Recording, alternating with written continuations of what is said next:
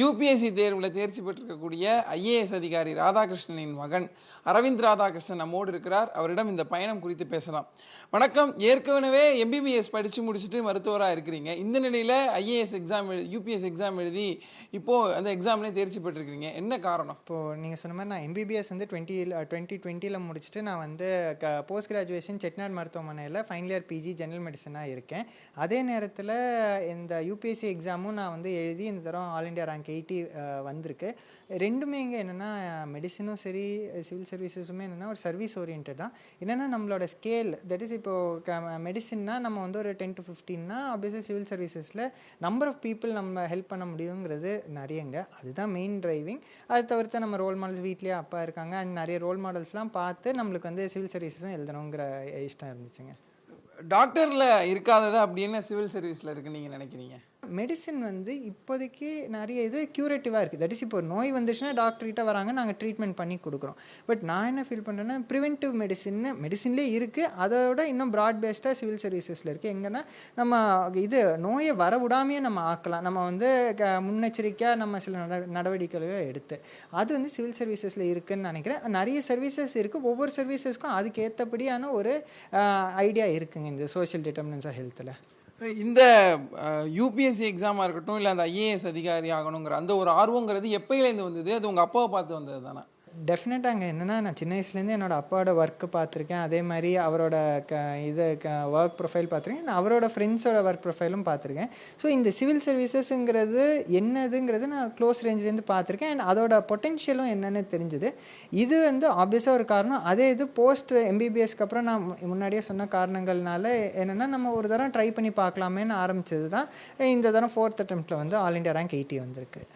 நீங்கள் போகும்போதே ஏற்கனவே சொன்னீங்க 4 தடவை பண்ணி இது 4th டைம் போகிறதுன்னு. உங்கள் அப்பா சைட்லேருந்து சொன்ன இன்ஸ்ட்ரக்ஷன் என்னவா இருந்தது?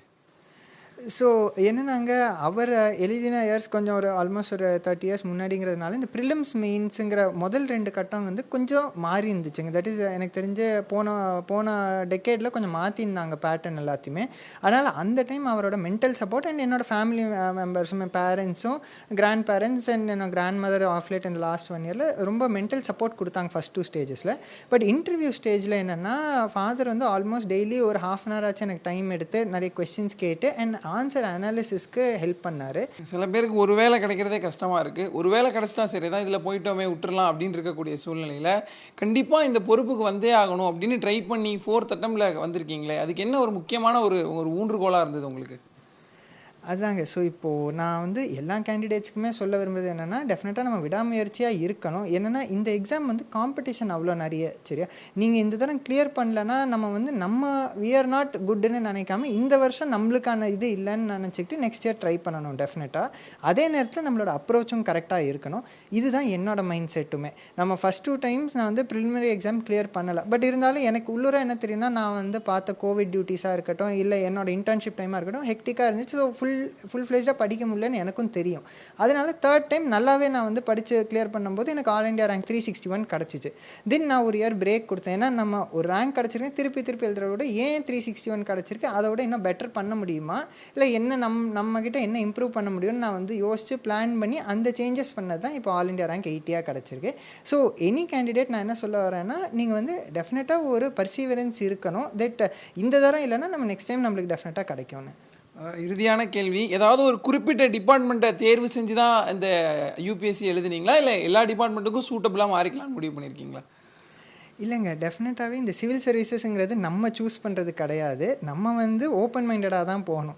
என்ன ஒரே ஒரு டிரைவிங் என்ன இருக்குன்னா சர்வீஸ், நம்ம வந்து பீப்புளுக்கு ஏதாச்சும் நம்ம உபயோகமாக இருக்குன்னா இந்த ஒரு இன்னும் நிறைய பாப்புலேஷனுக்கு பெனிஃபிட் பண்ணணுங்கிறது தான் ஐடியா இல்லையா. எந்த ஒரு டிபார்ட்மெண்ட் அந்த மாதிரி எந்த ஒரு ஐடியாவும் இல்லை.